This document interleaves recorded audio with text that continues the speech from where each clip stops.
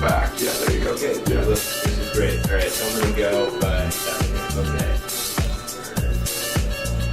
I just walked through the bookshelf. This is actually nuts. So I am Shane. I graduated from Middlebury 2013. I was 2012.5, was a Fed, took some time off. I'm Nate, and I studied at Middlebury as well. I was a year behind Shane, so I was class of 2013.5. This process, which is a process that took you probably 8 hours for this model to take a model, export it into a number of different formats and do some various work by hand, and then ultimately into a game engine, build a little mini video game out of this thing. Just took a matter of seconds instead. So you can see we can walk around the model, and if you had the HMD plugged in, you could take a look around, and this would be 3D. You'd really feel a good sense of space and feel immersed in this model. And this is essentially what the last year has been, is the discovery of like, this VR feels great to experience space in, like how do we automate that? And then we pretty much polled the industry, and people were like, yeah, I want to get my files into VR. This was sort of our solution to that, is offer a downloadable app that people can, as a designer, as someone who's not techie, drag and drop native files and view them here. We're fortunate enough to have started in an industry that was sort of low-hanging fruit, right? We understood the user story and the value proposition really well to start in architecture. As it turns out, a lot of people that are trying our early prototype are in film and set design and advertising and marketing. And they're different industries that I certainly didn't expect right from the get-go. And it's been neat to actually produce something, get it out into the world, and find out how people are using it, and then sort of adapt our priorities for future software development around who's using it and getting the most value out of the product.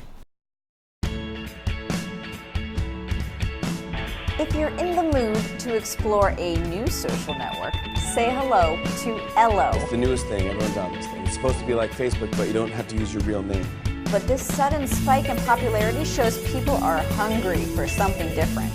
So there's more privacy, and apparently there's no ads on the thing. Ello is what it's called. It won't collect your information for advertising. In fact, there will be no ads on the site.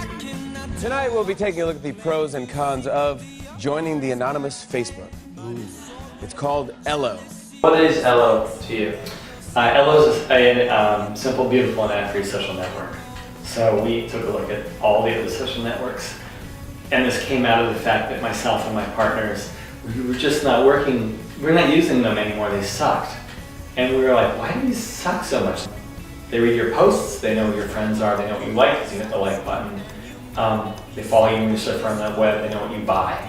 So let's take a look at the pros and cons of joining the anonymous Facebook. Here we go. Pro, no longer getting bombarded every day with ads targeted to your specific needs. Con, having to find penis pills all by yourself. It's not as easy as you think. Not as hard as you think. No. If you don't care about any of that stuff, which is totally cool, I think it's totally cool. The reason to use our network, or at least to think about it, is that when you take the ads out of the picture, what you get is a better product. Pro, you can come up with a cool new identity and change how people see you. Con, kind of like me when I showed up for the first day of 6th grade wearing parachute pants with zippers all over them. I was like, I'm a breakdancer now. No. It's like the electric car. The electric car will not be widely adopted unless it's better than the internal combustion engine. Not as good, not kind of good, and not like kind of better because we care about the environment. It actually has to be a better car. If it's a better car, then everyone will adopt it. Same things for Ello. So because we don't have ads, that means that we don't have an ad salesman sitting on our shoulder telling us what to do. Whenever we make a new feature, basically we work for the people who use the network. The other social networks work for the advertiser, right? The advertiser is the customer.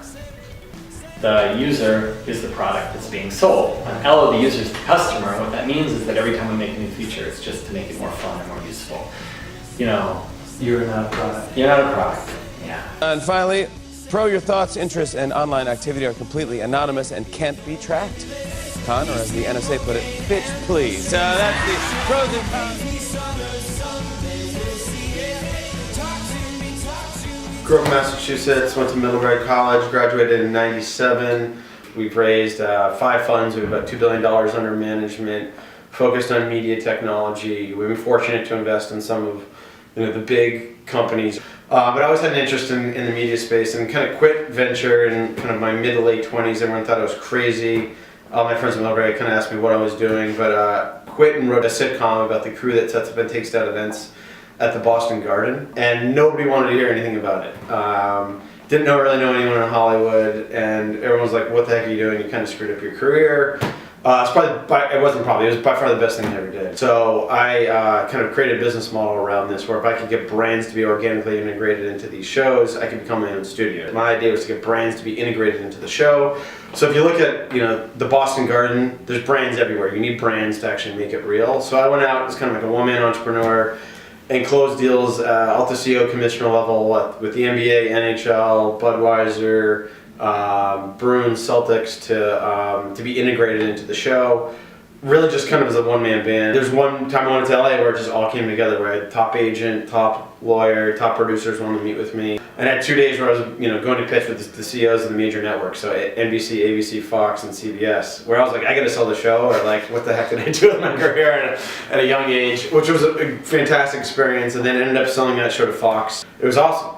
It was fun. I love the creative side of it, the business side of it, bringing it together, being a young guy and being in rooms you don't belong to and closing the deal. So ended up joining Spark from the very start, which was 10 years ago, which was great. We've raised 5 funds. We have about $2 billion under management, focused on media technology. We've been fortunate to invest in some of the big companies early. So we do early stage stuff. I just backed 3 guys that were still undergrads at Harvard when I backed them.